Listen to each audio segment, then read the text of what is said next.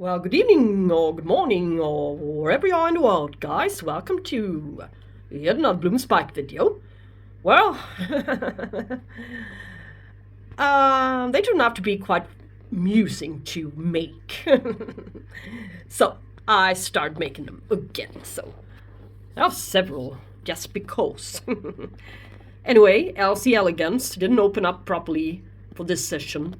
You can see Cattleya Purpurata Estriata has gone over after about 19 days like usual when it comes to Purpuratas.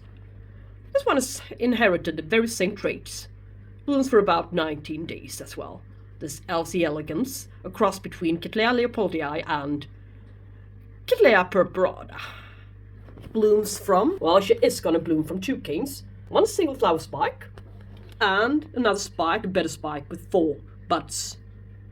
I think the thrips are gonna stay away from this one like they always do. Fingers crossed they will.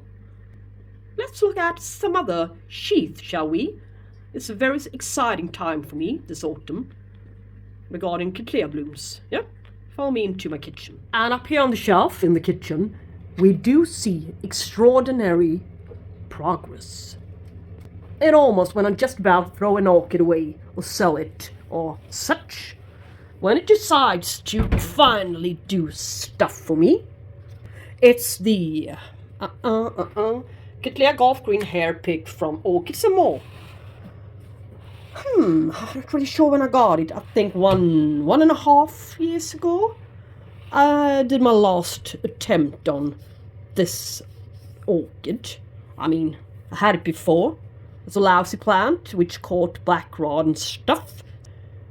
So I gave it another go at Orchids and More and received a very nicely grown plant. Kind of tall, kind of everything. And it seemed to like it in here. I mean, it grew this tall one. Yes. And I think even this one. So, and now, latest growth here. Which developed during the summer period. So, I hope this is a sheath, or shouldn't be a second leaf. It's not bifoliate. So, yeah, it should be a sheath. It doesn't mean that this sheath won't end up being a blind sheath, which means a sheath that won't produce any buds. Never ever. I'm not sure about this gal's blooming period. Well, I can find out, but it's a cross, yeah? So it differs a bit. I mean, it's really difficult to tell.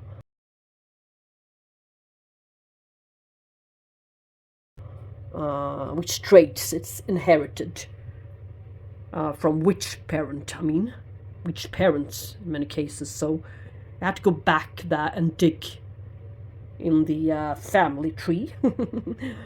So it's not easy to determine. I'm starting to have second thoughts on this particular one just a couple of days ago. So that's when it happens, isn't it? Up here, I'll be showing you this gal before she put out her first sheath. The Cattleya Eldorado Monte from Großräschener. Yay! This nursery I do still like, yeah? Very much as well. Look. There are not just empty blind sheath anymore. Stuff is forming down there. Buds. We shall see Cattleya blooms before long. Yeah, this is progress. And I hope she's going to be a reliable bloomer in the future. Autumn bloomer. That's great. 2 sheath. At the very same time period. That's very good progress. So she's getting what she wants and what she needs in my window. Southeastern facing window with additional light sources. Yes? That's great. Here comes the miracle. Where's the second cane with buds? It's here. It's not by far as high and tall, developing buds. It was last summer, when we were able to witness simultaneous bloomings from 2 canes. Yeah, we had a very cold summer. We had less hours of sun during the month of July than we had throughout the whole month of September. Yeah, so this one just it was a little bit delayed, and should have been blooming by now from both of its canes. And as I told you, when we first took a look at her buds, she's covered with some sugary, syrupy, very hard, like sugary particles. I'm not sure how to explain it, but it looks like dried sugar or wet sugar, which is dried. And I really do regret that I didn't shower away or sprayed away with some water the crystals, sugary crystals. They are also causing damage, black spots to the sepals and petals. So yeah, both thrips and sugary crystals. What I feared was that this orchid flowers would be a threshold for thrips. Yeah, as I saw thrips on my Phalaenopsis sitting in the very same window. I've removed that one from here, but it didn't matter. The thrips are everywhere anyway, so they've been damaging. This bud didn't even have a chance to develop. It only rotted. The other one here, it looks so nasty, I had to cut it off. This bud, yeah, it won't open. I'm sure it won't. Here you can see thrips damage. I picked a couple of thrips lurking about. So there are only a couple developing right in here. They are supposed to look like this lovely one. So I better, I thought I better, whoa, it's in there. You can see thrips. I cannot do anything about it. So if you have any idea, any kind of idea on how to get rid of them, I would be so happy. We're not allowed to use systemic pesticides in this country, so I'm not really sure. The thrips are always attacking most part of my Cattleya flowers, so it really hurts me a lot. I mean, it takes the edge out of the Cattleya growing for me.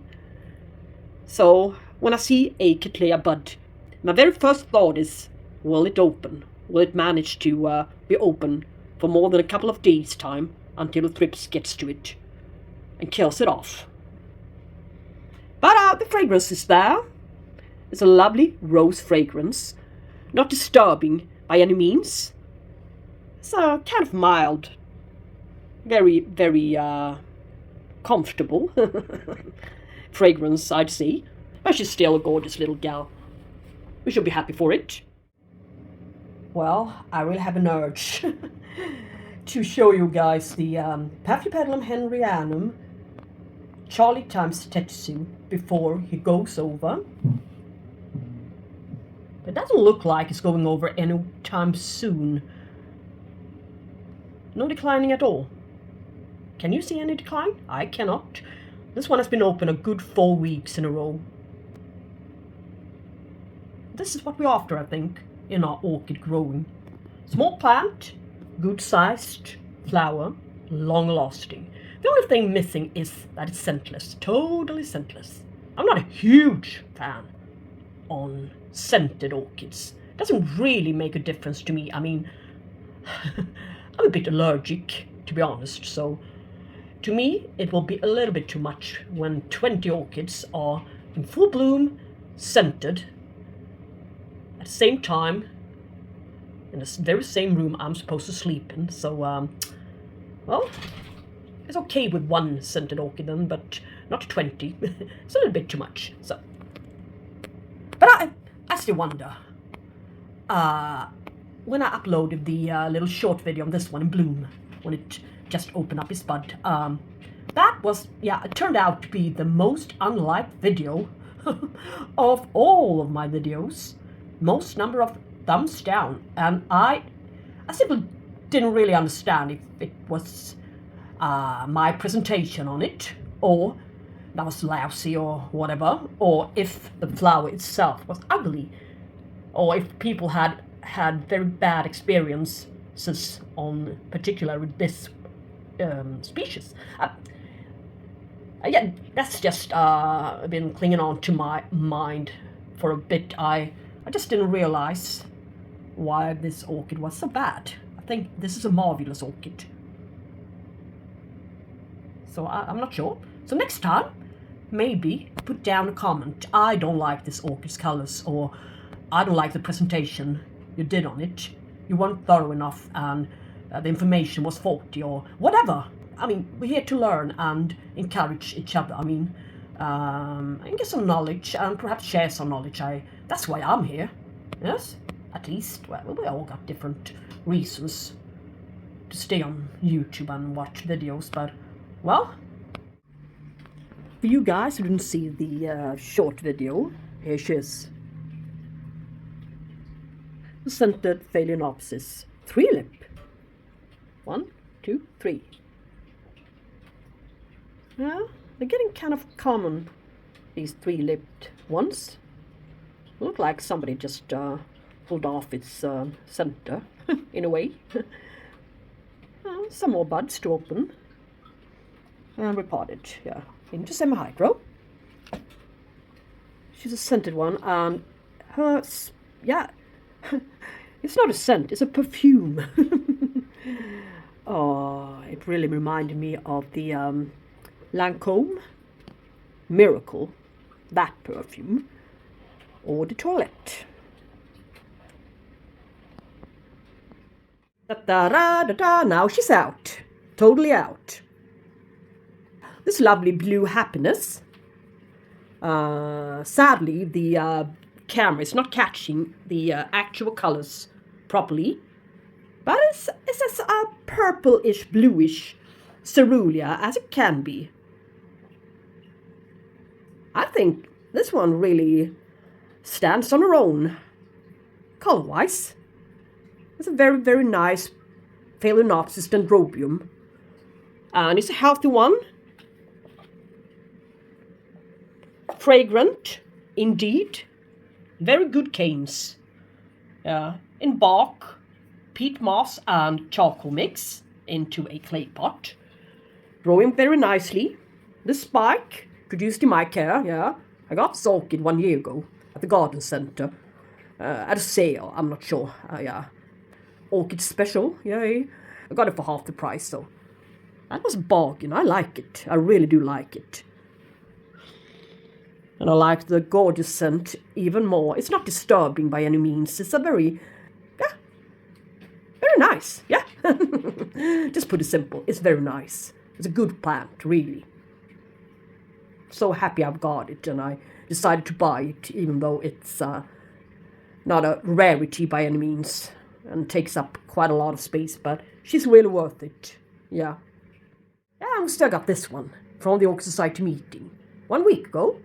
Now when I record this video, yeah, it was going over 1 week ago already, so yeah, you can see some of its flowers dropped. But I also repotted her 1 week ago,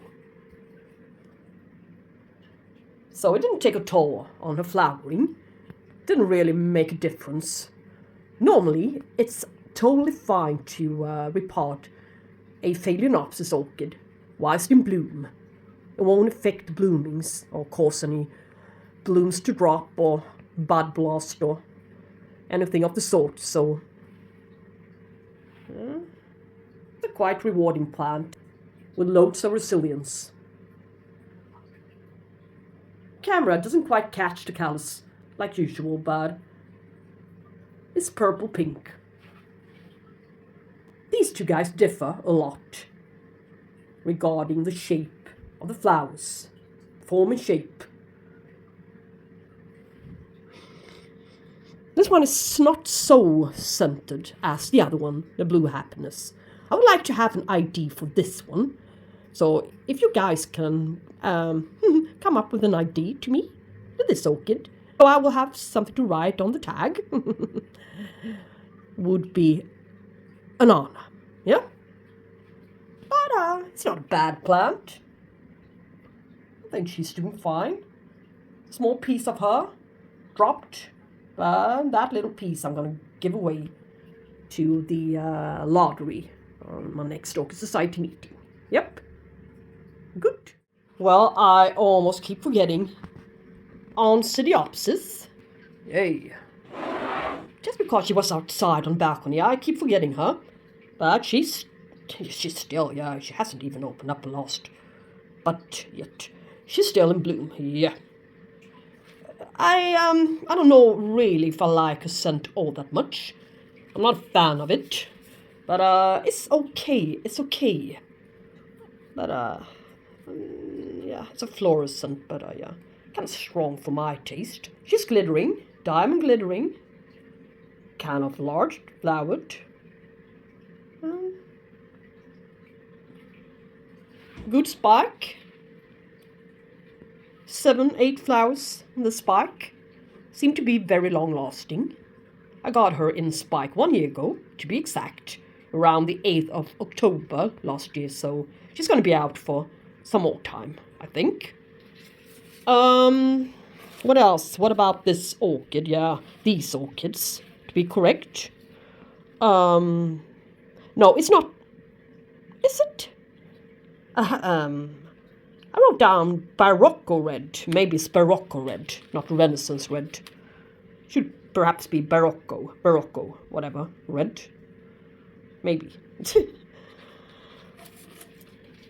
Good root system. Mostly bark, medium. Yeah. And well, yeah. I put a tag here, Barocco red. So I'll know which plant's which. So there are 2 separate plants in here. This one is some kind of Oncidium or Oncidiopsis. Brown, black, yellow or white flowers, I believe. Kind of finicky it seems. But I think this one was the worst plant. Maybe.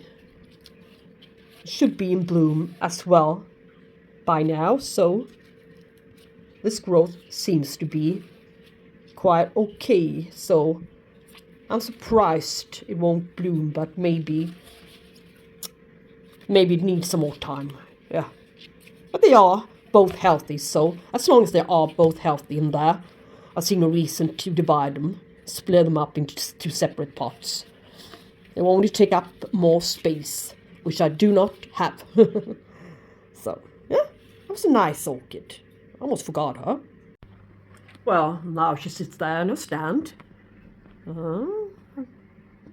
Good splash, red light, amongst the other beauties. This gorgeous one, looking better and better. So, it's a marvelous time of the year. So, yay! Thank you guys so much for watching this video. I hope to see you in my next one, and I also hope you liked it. So if you did, press the like button. Yay! That'd be nice. So, yeah, see you next time. Take care, we should talk soon. Bye bye!